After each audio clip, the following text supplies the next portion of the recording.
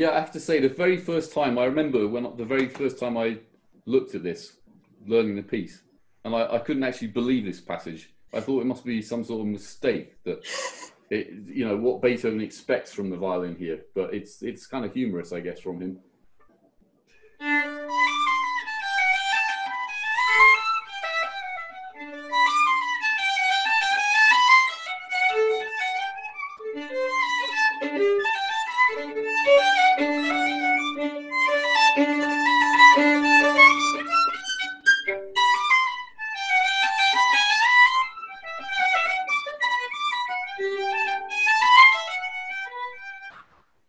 Something like that, anyway. What's that like to play? Does that lie well under the fingers? Is that, how does that feel as a violinist? It's a funny mixture. It's awkward in terms of all the string crossings and kind of jumping around, but there's something also very delightful about it. And I think Nick and Erica, you were both talking earlier about this balance between the sort of ethereal and the otherworldly. I feel like in this particular piece, at least as Beethoven originally intended it, this type of movement is a sort of a way to disarm us. It kind of makes us feel like we're having fun and we're relaxed and there's all these kind of cool things going on. And we're then that much more unprepared for the cataclysm, which is the grosser fuga that comes at the end as the original ending for this piece. And I think they are related in his mind, probably. Yeah, I would also like to explore that passage in relation to dance music. So the passage that we just heard, I sent you, Ed, by email a passage from a transcription of a manuscript that was written down in 1813 about how Austrian folk fiddlers play. And so this is really this is improvised dance music in the early 19th century.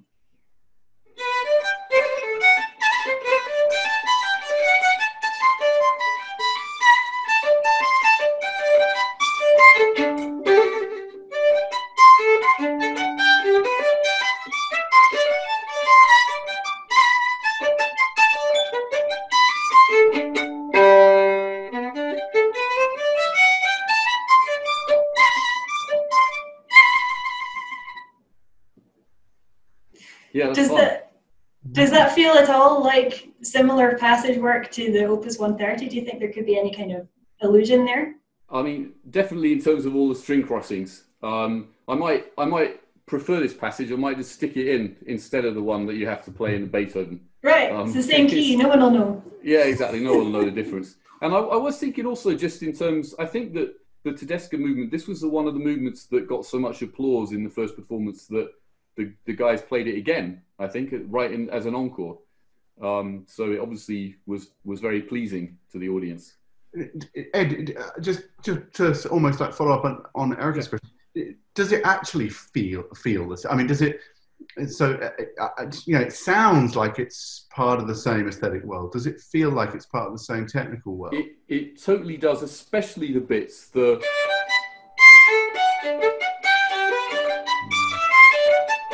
or the end, those kind of where you're sort of jumping around between registers. Absolutely, yeah, that's a good point. It's technically of the same material. Also, I think that counts as a bit of a discovery, Erica. And I do wonder whether the first audience who enjoyed that so much, whether they would have recognized that style and been delighted to hear something that they normally only hear outdoors or in a folk festival or something like that. And how interesting and clever to be bringing this into a quartet dance movement, because it's really distinctive sounding figuration for violin, isn't it? It doesn't really sound like, if you were going to improvise it, that is not the thing that leaps to mind, is to do these kind of crazy string crossings. Exactly. Yeah. I just think it's quite. Sorry, go on, Nick. Sorry, no. What were you going to say? Well, I just think it's quite funny that Beethoven, in a way, he's made such a fantastic movement out of this folk or more popular music, and then he ended up being rather frustrated that the audience clapped so much after this one, and described it described it as a trifle, which I don't think he actually meant. But he was frustrated that they didn't like the last movement, the grosse Fuge, as much, maybe, and didn't clap as much. So he almost did his job too well in creating such a good movement here. You know, it makes me think of a couple of things. One, that actually there's a whole culture of Beethovenian trifles, you know, and we sort of know it's all hiding in plain sight. I mean, the bagatelle is something that we associate with Beethoven's last creative period, and that's precisely about trifles, things that perhaps are only just this side of being the kind of music that you don't put in the wastepaper basket. You can't bring yourself to throw it away, and yet it doesn't lend itself to any kind of grand elaboration either. You know, the sort of the offcuts, the juiciest offcuts of Beethoven that, you know, make their way into these larger conglomerations of musical material. The other thing is that this, I think, it's a theme of the conversation since the start, which is this idea that we can only really access this ethereal Beethovenian register, or this triumphant one, or this apotheosizing one, often via these very mundane registers that one prepares us for the other. And I suppose I always constantly think of, you know, the great before God moment in the last movement of the Ninth Symphony, after which we get, you know, silence and then farting bassoons and distant, you know, a sort of village band marching off to war. So this sort of conjunction of the sublime and the worldly, not the ridiculous, but just simply the worldly and the pleasing and the accessible, is always there in Beethoven, but particularly in this last music. And then the last thing I would say, I think, is that, you know, this conversation, especially, you know, the insights from you as a performer, and Erica, you as someone who really knows about the social dance culture of the period, is that people in music often talk about these different flavors or tones or registers in Beethoven's late music in a slightly idealized way.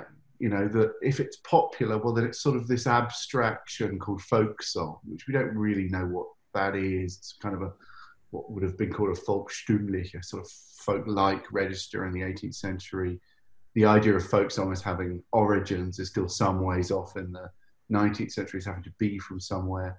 Or we call it popular, but we don't really know what that means, because it's not popular in the same sense as you know, BTS or Justin Bieber, but neither is it popular in the sense of, you know, what is it, Dancing Peasants, like in the Sixth Symphony. You know, we're unsure about what any of those things mean. And likewise, when we talk about dance music, you know, we think there are particular dance types that have obvious metrical sort of markings that allow us to interpret them. But actually, what it feels like to dance those dances, what the discriminations are within those dances, how those dances change over time, often we don't know at all.